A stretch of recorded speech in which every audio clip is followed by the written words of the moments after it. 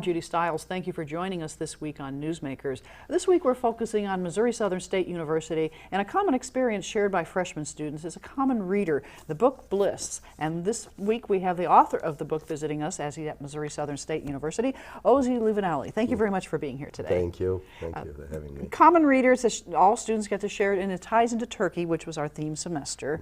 Your reaction to be able to have students share this book through their experience in education?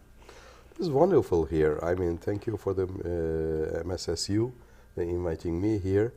And I felt that I'm back in my country, because at the universities we have this kind of programs. They read my books, as well as the other writers. They invite writers to discuss and the questions and book signing. So this was something similar happened here, which was very nice. Great. So far the reality, but you know, still the literature united us.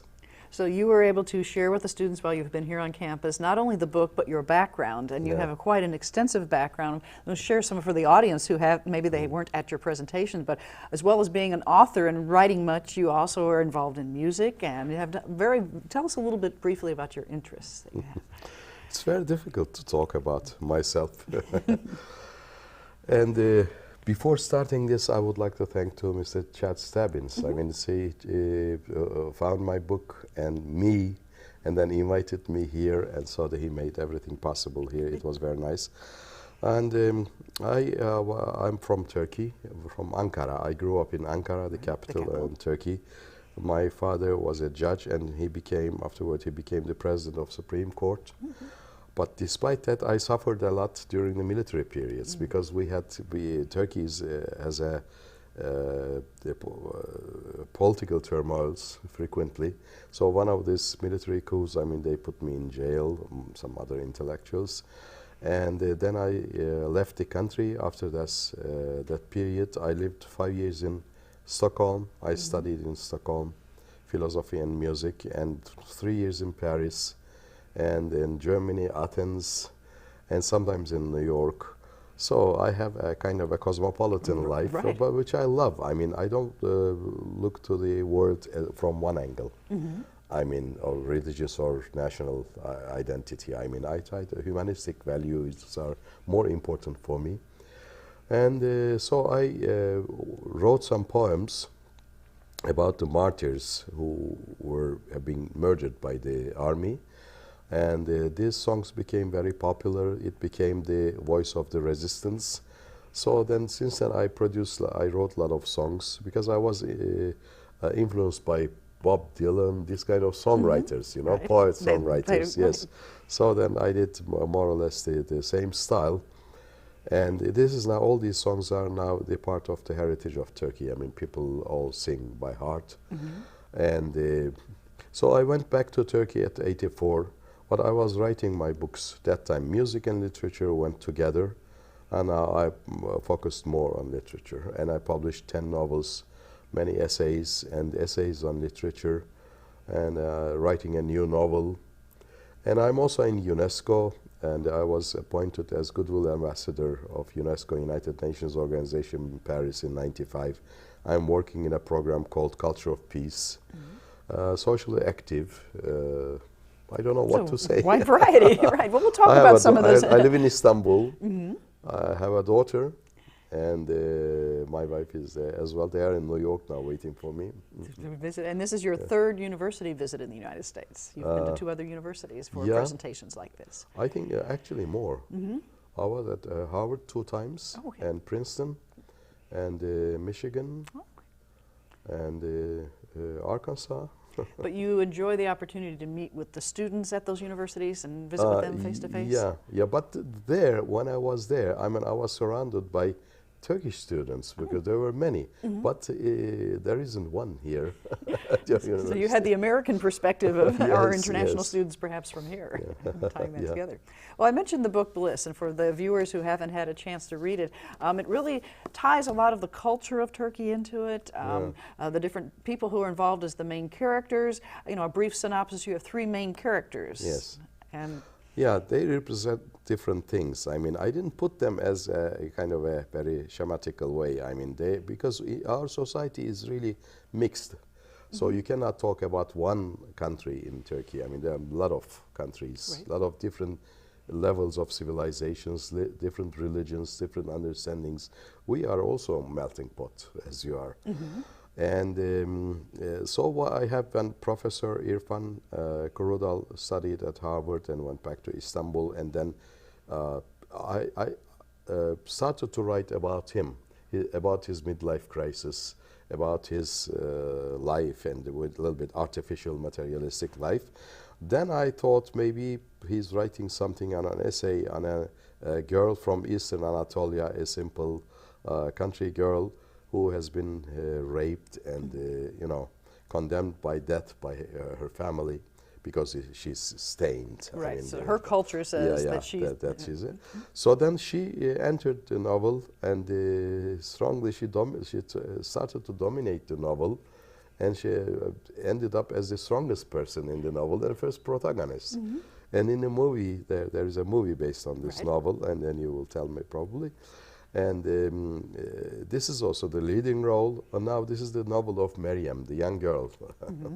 And all the characters who were involved, even her cousin who had been in the military, they all are on a journey throughout this book. They're really their journey, I mean, they travel from Eastern Anatolia to the Aegean Sea, to the west coast, first to Istanbul. And this is a journey from Asia to Europe. And from the shore to, from the countryside to the sea. To the season. And from the male power to female power. I mean, maybe this expressed my wish for my country. So a lot of interaction, and these three characters do interact, and they learn from each other as well. They learn from it. This is also an inner journey. I mean, they travel together, and somehow they meet, but it is also they changed each other. Because, I mean, if you are together with some people, from other sources, of course you make some impact. So they're impacting each other with their backgrounds. You mentioned the journey from Europe, or from Asia to Europe, and a lot of people may not realize that Turkey is literally right there with that continental change. Between Asia and Europe. And Istanbul, my city, is based on two continents. Now we have Bosphorus Strait, and the one side is Asia, one side is Europe. So really the melting pot of two continents coming together. And the diversity of your different cultures in the country. There's probably, people think, as you said, America's a melting pot, but you have the whole Middle East, the European, everything coming together in Turkey. Yes, we have Jewish people. They came, I mean, strong Jewish community. They came to Turkey during the Isabel Ferdinand time. There's an Inquisition time from Spain. Hundreds of Jewish people came and refuged in Istanbul. So this is our wealth. Other people, Armenians. Armenian people were really strong. Although tragedies happened, and we don't have much Armenians now anymore in Turkey, but still the strongest non-Muslim community in Turkey is Armenians. And the Greeks, Armenians, the Kurdish, I mean, Middle Easterns and Balkan area, I mean, we have a lot of people. So does this, what sort of challenges does this present to the Turkish government? I mean, you have all this diversity. Do you have, challenges? This diversity is really our wealth. It's important. For instance, my ancestors come from Georgia, not Georgia here, not Reychas, Georgia, but Caucasia. And from there. And my wife's family come from Macedonia. I mean, can you imagine? I mean, both were Turkey once, so that we lost all these territories. But we have this kind of cultural richness. I mean, we have different food, different dialect, different language, different customs, and some clashes, of course, cultural clashes. So your culture learning to get along with each other, but then you do run into those times when there are clashes and conflicts, and unfortunately the challenges along. But I love, diversity of culture. I mean, I love to contact with some other people, other countries, other cultures, other cuisine. I mean, I love this kind of thing. This is the richness of the world. And did that help you when you traveled abroad and went to all those different countries? Of course. I feel myself very comfortable in Asia. In wherever I go, I'm very comfortable. I love their food and these people. I know a little bit the history, and I read especially before I travel to a country. Of course, not America and Britain. I mean, everybody knows. We all know by heart. But you know, to Thailand, for instance, I was there last month, and I read a lot about Thai history, what happened, or about their empire, and very respectful past that they have. I mean, so I must learn because it's on my. That's part of your life, Yes, right? of course. Would you recommend that for anybody who travels abroad? I know we have students that travel I think abroad. so, because we are in the communication age, and we have to learn each other. There are certain levels, you know. First of all, this touristic level. Touristic level is not enough to understand one country. People travels and goes to 5 stars touristic places, and I mean, any star hotels or beaches or something. They don't understand anything from about this country. Right. The second level is journalism.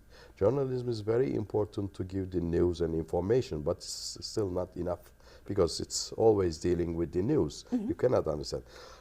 In order to understand the country, the best way is the literature, to go to deep. For instance, if I don't read William Faulkner, how can I understand what happened in the your South? Right, the American South. Not only the history books, okay, tell this, or the journalism, but what about the sentiments? What about the feelings of the people? What happened? Yesterday with my friend Chad Stabbins, we were talking about Truman Capote, about this in cold blood. I mean, of course I heard about this as you know, in the news coverage, but through this book, I went through the feelings and I understood the reactions, and I think the literature is very important. And now we have a lot of information about the countries on internet. Right. I mean, even on the plane, I mean, we can read about the country that we are going. As you're going there. Yes. Right. So in writing a book like Bliss, is that one of your goals, is to give people that personal touch to a country that they're not going to get from the history books or the political science? Personal touch and understand. And especially literature is not an export material, of course. I mean, I write for my country, for my in my language, but I wanted to create some, you know, interest to this honor crime, what we call honor crime, which is the most horrible crime in the world, to kill a girl by their parents. I mean, it's unacceptable. So that's why I wanted to create something there. I mean, it happened so. Also, I was a member of the parliament as a deputy of Istanbul, and I tried to improve the situation in the penal code, and tried to pass a lot of bills in that direction. So I succeeded, luckily. Right. I know students who have read the book, had American students react to it, and how could that happen? So a lot of us tried to just understand, as you say, how can something this terrible happen in another place? But also for majority of Turkish people is like this, and people don't understand. They didn't want to accept because it takes place in the rural, tribal areas, very far reality. But, I mean, we cannot shut our eyes to this kind of realities. So making your own country aware of what's happening on the other side of the country and working that. And of course, Turkey is at the forefront of current events and news. You know, we hear what's happening in the Middle East, the concerns and so forth. So your country is playing a key role in all those tensions that we hear in that area. Yes, Turkey is an ally to America from the 40s. I mean, a good strategical ally, and we have American bases, military bases, and other things in Ankara, in Turkey. But there is also an Islamist movement in Turkey, unfortunately. We didn't have it before, but this is a very recent thing. So as we see it in other countries, it's also... They call some people, some youngsters, we read from the newspapers that some youngsters go to ISIS and to become fighter there, and there are some Islamist movements. But we don't have strong Islamist organizations like in the other countries. And we are a secular country. Our principles are secular. And I hope we can keep this as much as possible. And there was a big protest against what happened in Paris, Charlie Hebdo. I mean, big marchings and big solidarity things. And but recently, after that, a progressive Turkish newspaper published all the cartoons about Charlie Hebdo's cartoon about Muhammad. So, and then some people protested the newspaper, but the president tried to condemn them. I mean, here's an Islamic country, how can you do it? But freedom of expression is a different thing. And so we have, like anywhere else, we have these clashes in the society. We don't have one direction, one proper nation. I mean, we have different kind of many different opinions and yes, tying them yes, together. So yes. the government running the country is a secular country, even though Islam is one of the major religion as far as what people are following. Yeah, major religion is Islam, but Turkish Islam is different than the other Middle Eastern Islam's, much more tolerant. Tolerant of what you have. Well, your role with working with human rights and peace, I'm really interested in finding out. You do a lot of traveling, visiting with other people. Tell me a little bit about that. Yes,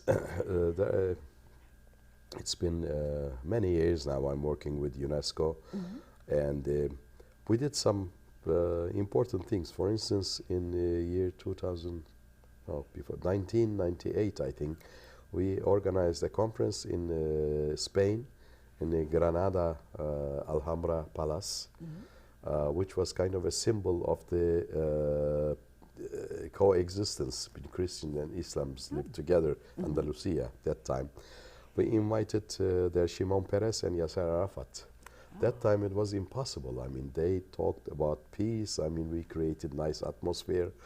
And so that kind of events, I mean, I'm working for. I was in several countries for cultural peace program, for education, and the others. I involved, you know. I don't have luxury as a Turkish author to be to isolate myself and say, okay, this is not my cup of tea. I only write my novels. No, I cannot say this because people need some people to be their voice. So I play this role sometimes. And you mentioned education. Do you feel it's important for education and working with the younger generation, whether it's the college students, to get them thinking perhaps differently? Yeah, it is important, but not only that, it's lifelong education is important, because education is really not only the school education, but it's a lifelong education. We have a program for that. Everybody must continue to learn. Right. So even though you may have that degree, when you graduate, you need to continue learning and exploring. Yeah, of course, for sure. Of course, Missouri Southern has an international mission where our students and faculty get to travel abroad and experience other cultures and try to more understanding. What is your feeling about being able to do this? It's wonderful, because, you know, I go to universities in all over the world, and in Ankara, Istanbul, and so I check the quality of the questions. This is very important. Right. So in the last 2 days, I mean, the attendance was great. The questions were, I mean, at a certain level, and the students were really interested with these subjects, and they asked very smart questions. So I love that idea. I mean, because every year you have the university has different country as a guest country, and more than 1,000 students read one book and discuss and write essays on it. It means that your students, I mean, this university students will be, I mean, kind of cosmopolitan. Will have cosmopolitan point of view, wider perspective. So that's congratulations. I mean, that's great. I really moved to seeing this here. That's great. And I think even though you aren't at a major university, you can still get that worldwide experience. Yeah, but this is very nice. I mean, to hear among my experiences, my lectures and experiences, here is the best in the States. Great. Until now. Well, you mentioned earlier music, and I'm also interested. I know you're an accomplished composer, performer, music as a means of expression as well. Writing is one means through your music. But it's different, still different, because through music you can express your feelings and make other people feel the same thing. But you cannot explain an idea or analyze a situation or, I mean, talking about thoughts, human rights and something. Right. But this, you need book for this, book form. So that's why the making music and writing books is not contradictory. But the two different fields. Two different ways to express yourself? Yeah, to express myself. Okay. I express my feelings through my music, and I express my thoughts with my through the writing. With writing. Tell me about what you might be working on now for books and writing. I'm working on a new book now. It's been 3 years now. It's about Istanbul, because Istanbul is a very interesting, one of the most interesting cities in the world. Once Napoleon said, it's very funny, if the world would be one state, Istanbul would be the capital. You can say Istanbul, but Constantinople. It was always important because it was Byzantine first, and then Eastern Roman. When Rome divided into two, then Constantine took everything to Constantinople. He founded the city.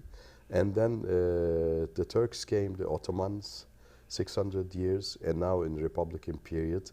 But we still have all these people and cultures and churches, fantastic churches, and the fantastic synagogues and a very ancient culture there. So it's a fascinating city, which is very big now. I mean, 17 million people and 11 million people are traveling every day in the city. Daily life is a little bit difficult. The traffic is immense, but still, I mean, the cultural cosmopolitanism, you feel in the air, and the different cultures. So you hear the muezzin from the minaret and the bells from the Orthodox churches, and then the Jewish people goes to synagogues. I mean, it's nice to see this. To see everybody together in one location. Yeah. And no drum have happened for centuries, except the Armenian case. This was a different case. Right. So to have those many backgrounds and cultures living peacefully side by side in a city, does that give you hope that this can be done elsewhere? Yeah, because of the empires like this, and also federal states like yourself. I mean, everybody has their own right and their own language. This is important. Our problems has been emerged right after the Republican period because we built a nation state. Empire, in the empire period, there is no superiority for one people. For instance, Turkish people was not superior during the Ottoman time. But that they based on Turkish Republic, they founded Turkish Republic based on Turkish kind of culture and superiority, which doesn't fit with the reality. There's no one Turkish definition. No one Turkish identity, right, of course. Tying that together. So you mentioned you were in Parliament. Is Parliament just as diverse as well, the representation from around the representation is, yes, but I don't like this experience because, I mean, I was also in Council of Europe, the Parliamentarian Assembly. Let me put it that way, in the most polite way, that I try to handle the problems in not that way, what they are doing. Right. So, but you have an elected official. I mean, when we look at government operations, people are electing their representatives to the government. Yes. We have normal elections, and I was elected by Istanbul people. I went there, but I was, not able to do, because I can do a lot of things through my books and my personality, my speeches and my music, everything. But in the parliament, as a member of the parliament, you are very limited. You can't do anything. Right, because it takes all especially the countries like Turkey, because it's the checks and balance is missing. And Turkey's relation to the United States, you mentioned we're an ally, so there's traditionally, since at least the 1940s, a very strong support for the countries working together. Working together, and America, because there is kind of historical hatred between the Turks and the Russians. Not now, not anymore. They love each other. But throughout the history, there were a lot of time at wars, two empires. So, and during the Cold War, Turkish people felt close to America and the West, and they still do. But this Islamism, in some circles, I mean, they have Islamic background. They are not so fond of America, of course. Right. We're seeing that worldwide with what's happening, unfortunately. And if someone were to ask you, what message would you like to leave with our viewers? You've talked to the students. The most important message you'd like to leave to people today about Turkey and your background? I'm optimistic about the future of my country, but I see only one direction, to go to adopt to the European and Western values, secularity, human rights, and the female rights, children's rights, and to establish a real democracy, freedom of expression and free media. This is my goals in Turkey. So I want everywhere in our friends in abroad, especially in America, they have to think to help these democratic forces in Turkey. Because they're not everybody is like this. So that understanding and working together, the cohesiveness and support. Especially with the female organizations, and there are a lot of civil society organizations. And you mentioned media, and there have been, and there continue to be instances where there's not necessarily freedom of press in the country. I mean, yeah, relatively, yes. We have some still newspapers in the opposition, but you know, this new government to try to oppress them. We also have Fox News in Turkey. Okay, so worldwide it's theirs. Worldwide, yes. Right. So you were watching the world as well as the world watching Turkey. No, I mean Turkish Fox. Turkish I mean the same version company, of but Turkish version. Okay. Otherwise, in Turkish televisions, hundreds of channels are full of American programs. Every day we see daily. Jimmy Fallon show, Seth Meyers show. So the things we're watching here, you're seeing Letterman show, American Idol, and the contest series, Game of Thrones. I mean, so the same thing. So the world really does become smaller Maybe through Turkish broadcasting. people watch more American series than the people do it in America. That's right. So we never know where cultural impacts House go. of Cards. Tying a lot of things together. Well, I'd like to thank you very much for visiting you. today and coming to Thank Missouri you. Southern and sharing not only with the students here on campus, but with our broadcast audience. Thank people you who for are having watching. me in this wonderful program. Thank you very much. You're welcome. And I'd like to thank the viewers for joining us this week on Newsmakers. We had a chance to find out about Turkey and our special guest who visited us today. And I hope you can join me again next week at the same time on this station. We'll see you then.